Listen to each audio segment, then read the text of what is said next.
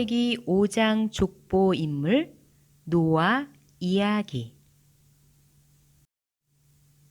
노아라는 이름은 히브리어 누아흐에서 유래하였습니다. 이 단어는 머물다, 한숨 돌리다, 안식하다 라는 뜻입니다. 이러한 어원에 근거한 노아의 뜻은 안식, 휴식, 위로입니다. 당시 죄악이 관영한 시대에 살았던 경건한 후손들은 이 아들의 탄생을 계기로 하나님의 안위를 간절히 소망했습니다.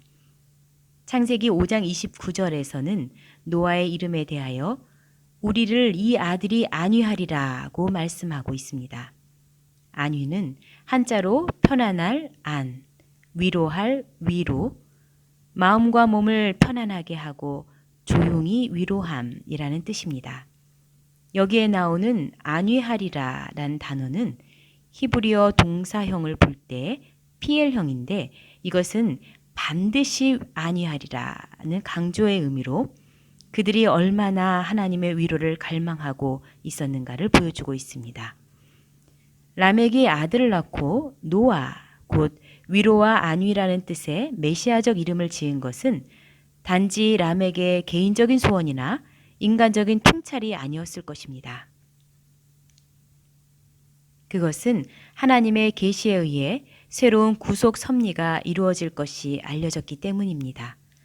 이제 오랜 고통의 때가 마감되고 하나님의 위로를 받아 안식할 때가 도래한 것입니다. 창세기 5장 29절에 대하여 박윤선 박사는 그의 창세기 주석에서 노아란 이름은 안식을 의미한다.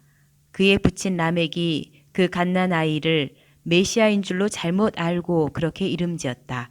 곧 그 아이는 모든 인류를 저주에서 구원하여 줄 구세주라고 그는 생각하였다. 이것을 보면 인류의 초창 시대의 사람들은 하나님의 약속대로 장차 메시아가 날 것을 소망하고 있었음이 분명하다라고 설명하였습니다. 하나님이 홍수 심판을 선언하신 노아의 시대는 하나님이 사람 창조하심을 한탄하고 후회할 정도로 완전히 타락한 시대였다고 성경은 말씀하고 있습니다. 그러한 때에 그러나 노아는 은혜를 입었더라고 말씀한 것은 당시 타락한 암흑 시대에 하나님의 등불이었던 노아를 주목하게 하는 반면 노아와 그의 7 식구 외에 경건한 자가 한 사람도 없을 정도로 세상이 완전히 타락한 상태를 암시하는 말씀입니다.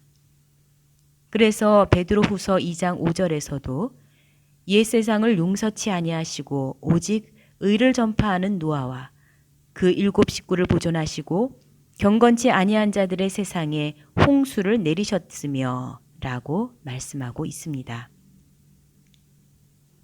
노아가 살던 시대는 홍수에 멸절되기까지 단 한 사람도 노아가 선포한 경고의 말씀을 진심으로 받아들이거나 깨닫는 자가 없었던 불경건한 때였습니다.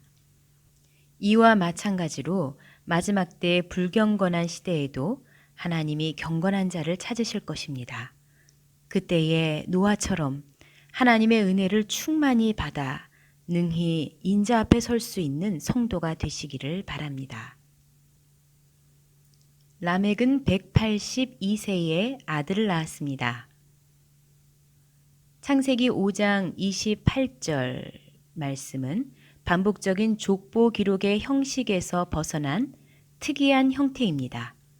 이전 조상들의 경우 이름을 넣어 누구누구를 낳았다고 기록하였지만 라멕의 경우 이름 대신 아들을 낳았다고 표기하였습니다.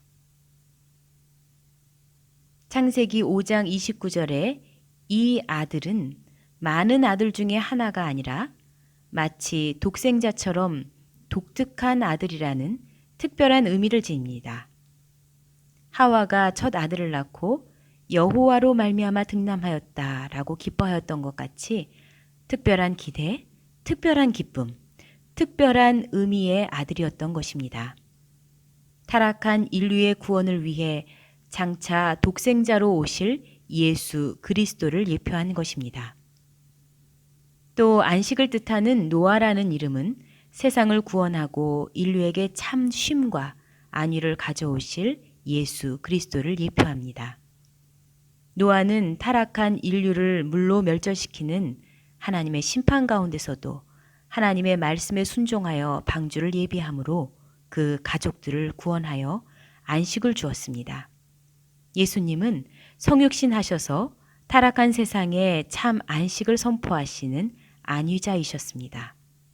이제 장차 오실 재림하실 주님도 마지막에 세상을 불로 심판하실 때 그의 택한 성도들을 구원하여 참 안식의 세계인 천국으로 인도하실 것입니다.